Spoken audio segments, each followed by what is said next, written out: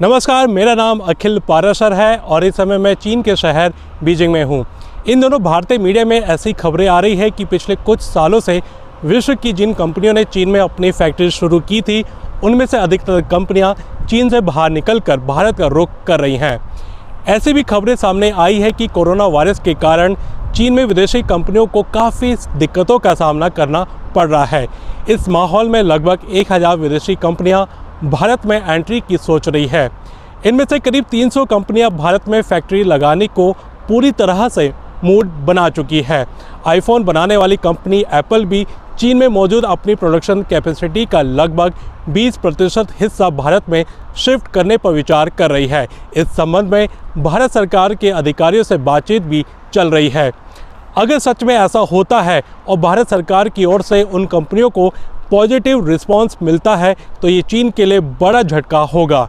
चीन के अर्थतंत्र को भारी नुकसान पहुंचेगा। इसके साथ ही चीन के हाथों से मैन्युफैक्चरिंग हब का टैग भी छिन जाएगा। चीन बिल्कुल नहीं चाहेगा कि चीन से विदेशी कंपनियां बाहर जाए। चीन की अर्थव्यवस्था पर बुरा असर पड़ेगा। अगर भारत की बात करें तो इससे भारत को बहुत फ़ायदा पहुंचेगा और भारत एक वैकल्पिक मैन्युफैक्चरिंग हब के रूप में उभर कर सामने आ सकता है। भारत के लिए सोने पर सुहागा हो जाएगा।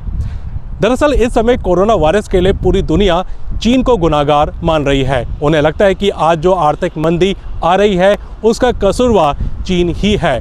अमेरिका इस जानलेवा वायरस को पूरे दुनिया भर में फैलाने के लिए चीन को जिम्मेदार ठहरा रहा है, जिससे दोनों देशों के बीच के व्यापारिक और कूटनीतिक संबंध बिगड़ने के आसार नजर आ रहे हैं। इसका फायदा भारत को मिलने वाला है। यदि हम रेटिंग कंपनी नोमुरा की एक रिपोर्ट पर नज़र डालें तो उसमें कहा गया है कि इस समय चीन में एक तरफ मजदूरी की बढ़ती लागत है तो दूसरी ओर चीन सरकार का हस्तक्षेप बढ़ रहा है। इससे ये कंपनियां अपने लिए बेहतर विकल्प तलाश रही हैं। इसी वजह से इन्होंने चीन से बाहर जाने का फैसला किया है। इसके अलावा चीन से कोविड-19 के आउटब्रेक के कारण भी कंपनियां भारत या दक्षिण एशियाई देशों में जाने के लिए सोच रही है। मोदी सरकार यदि इन कंपनियों को भारत लाने में सफल हो जाती है तो इससे लंबे समय से लगे लॉकडाउन से प्रभावित अर्थव्यवस्था को मजबूती मिलेगी। इसके साथ ही जीडीपी में मैन्युफैक्चरिंग सेक्टर के योगदान को वर्तमान 15% से बढ़ाकर 25% तक ले जाने में भी मदद मिलेगी। और जिस तरह से कोविड-19 महामारी के कारण देश में लगभग 12.5 करोड़ से ज़्यादा लोग बेरोजगार हो चुके हैं, उसे देखते हुए अगर कंपनियां भारत आती हैं तो भारत को अर्थव्यवस्था को फ़ायदा पहुंचेगा ही, साथ ही देश में रोजगार के अवसर भी बढ़ेंगे।